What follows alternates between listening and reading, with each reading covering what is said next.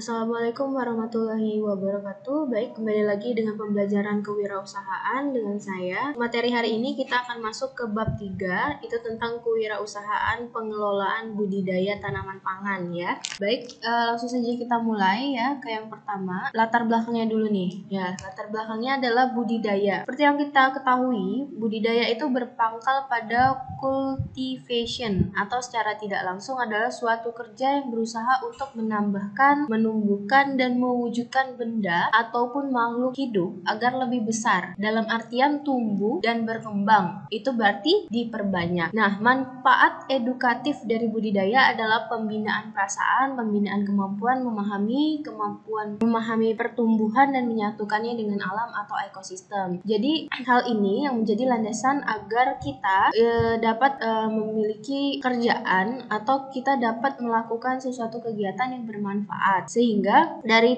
pekerjaan tersebut kita dapat berpikir secara sistematis dan juga manusiawi, dan selagi bisa juga menumbuhkan rasa sabar dengan cara melakukan budidaya. Selanjutnya lagi, nah kita masuk ke perencanaan budidaya tanaman pangan. Seperti yang kita ketahui sebelumnya ya, latar belakang negara kita, Indonesia ini kan terkenal dengan negara agraris yang kaya akan sumber daya alam. Artinya SDA kita ini tinggi. Nah, sebagian besar penduduk Indonesia ini tentu saja memiliki mata pencarian di bidang pertanian sesuai dengan latar belakang culture negara kita.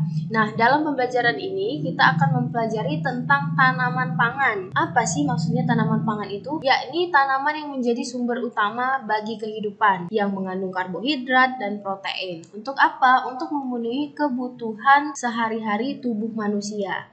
Nah, berdasarkan umurnya, tanaman pangan ini dapat kita kelompokkan menjadi dua, tanaman semusim dan tanaman tahunan. Kalau tanaman semusim, berarti dia hanya dapat dipanen dalam satu kali musim tanam, yaitu antara 3-4 bulan. Contohnya apa, Bu? Contohnya jagung, kedelai ya. Itu dia memakan waktu antara 6-8 bulan, ya. Kemudian ada juga singkong. Nah, sedangkan kalau tanaman tahunan itu tanaman yang akan tumbuh terus-menerus ya. Setelah berproduksi sekali, dia akan tumbuh kembali dan menyesuaikan siklus hidupnya dalam jangka waktu yang lebih lama, yaitu dalam jangka waktu 2 tahun. Misalnya apa, Bu, tumbuhannya? Tumbuhannya misalnya ada sukun dan sagu. Selanjutnya lagi, tanaman pangan ini dapat dikelompokkan. Kalau tadi berdasarkan umur, kalau ini berdasarkan jenisnya ya. Dikelompokkan menjadi 3, yaitu serelia, kacang-kacangan, dan umbi-umbian. Kalau kelompok serelia dan kacang-kacangan itu menghasilkan biji sebagai produk hasil budidayanya. Sedangkan kalau umbi-umbian itu menghasilkan umbi ya, atau bisa bentuknya umbi batang, umbi akar ya, sebagai produk hasil budidayanya. Baik, kita lanjutkan lagi ya. Nah, apa saja yang menjadi jenis tanaman pangan yang paling banyak kita temukan di Indonesia, yang paling banyak tumbuh di Indonesia, yang paling banyak dapat hidup dan berkembang di istilahnya iklim Indonesia yang cocok, kemudian di bagaimana keadaan tanah Indonesia. Yang pertama itu sebagai makanan pokok yang paling terkenal di Indonesia adalah apa? Padi ya. Padi ini memiliki batang yang berbuku dan berongga, sedangkan daunnya dan anakan itu tumbuh dari buku yang ada pada batang, maksudnya tunasnya itu ya. Terus bunganya itu, atau sering kita sebut juga dengan malai, itu muncul dari buku yang terakhir. Kemudian jenis akarnya akar serabut. Bulir padi itu terdapat di malai yang dimiliki oleh anakan. Jadi kalian lihat di dalam kayak dia sebelum menjadi padi kan dia tuh kayak tumbuh menjadi bulir-bulir kan. Nah, itu yang disebut dengan anakan. Kemudian budidaya padi ini juga dikelompokkan lagi menjadi beberapa jenis. Yang pertama ada padi sawah yang kita sering konsumsi di rumah ya. Beras yang sering kita konsumsi di rumah itu termasuk padi sawah. Kemudian padi gogo, dan ada lagi yang namanya padi rawa.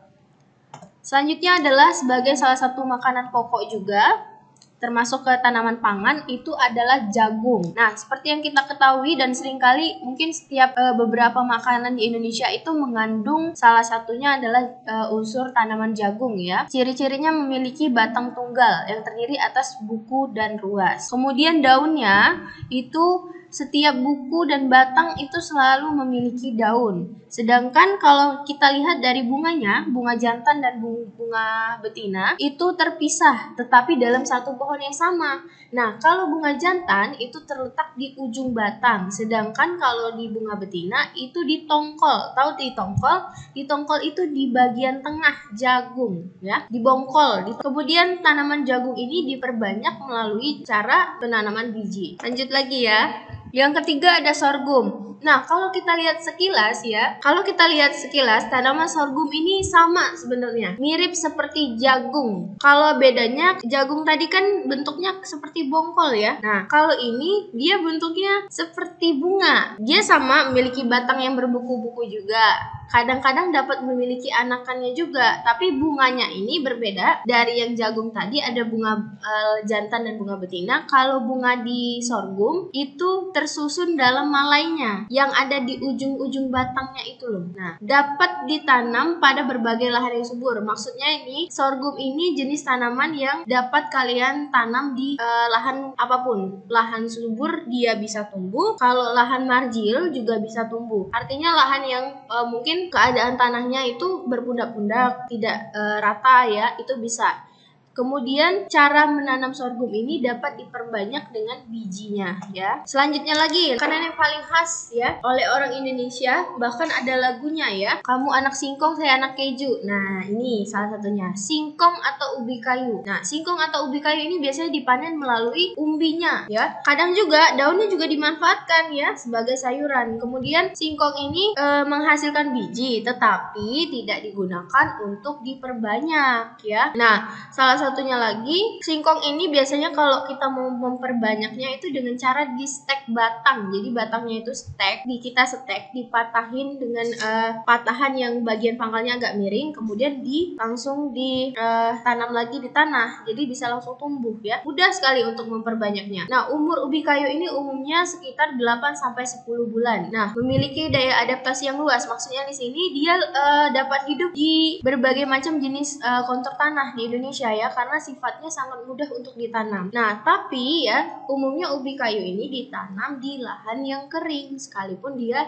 hidupnya bisa adaptasi dengan tanah itu menyesuaikan.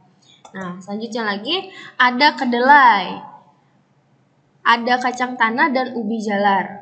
Kalau kedelai itu tanaman semusim ya, tingginya antara 40-90 cm, memiliki daun yang tunggal dan daun bertiga atau trifoliate. Memiliki umur 72-90 hari. Kemudian polong ya, karena bentuk kedelai ini seperti polong, kacang polong.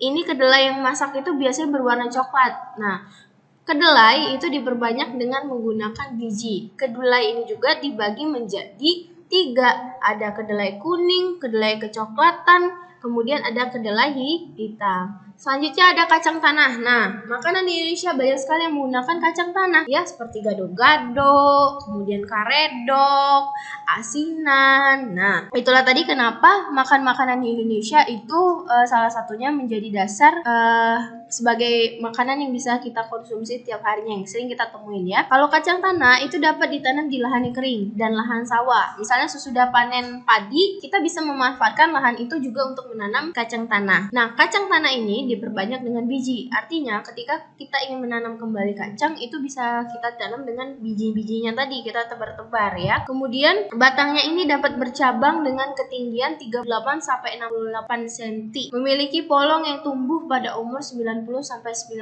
hari setelah usia tanam ya. Jadi biasanya dia tumbuhnya di usia 90-95 hari dari masa tanam. Selanjutnya ada ubi jalar. Ubi jalar ini bisa kita sebut dengan ubi ubi ungu. Ini juga sama, dapat ditanam di lahan kering dan di lahan yang setelah kita panen sawah. Jadi bisa dimanfaatkan lahan tumbuhnya ubi jalar. Ini diperbanyak dengan biji juga. Batangnya sama, ukurannya 38 sampai 68 cm. Kemudian memiliki polong yang tumbuh pada umur ya sama aja 90 sampai 95 hari juga ya setelah masa tanam. Nah, kemudian yang terakhir ya kita masuk ke tugas. Nah, jadi yang tugas ini kalian silahkan cari jenis tanaman yang merupakan salah satu jenis tanaman pangan yang banyak tumbuh di Indonesia selain yang sudah saya sebutkan tadi ya. Pertama kalian tulis dulu di sini ya jenis misalnya nama tanamannya apa, kemudian ciri-cirinya seperti apa, kemudian kalian cari tahu juga berapa umur tanamannya. Apakah dia masuk ke tanaman semusim atau dia masuk ke tanaman tahunan ya. Terus bagian mana yang dimakan dari tanaman tersebut ya. Dari beberapa yang sudah saya yang sudah saya paparkan tadi, silakan kalian cari di luar yang sudah saya paparkan. Baik, selamat mengerjakan tugas. Saya akhiri. Assalamualaikum warahmatullahi wabarakatuh.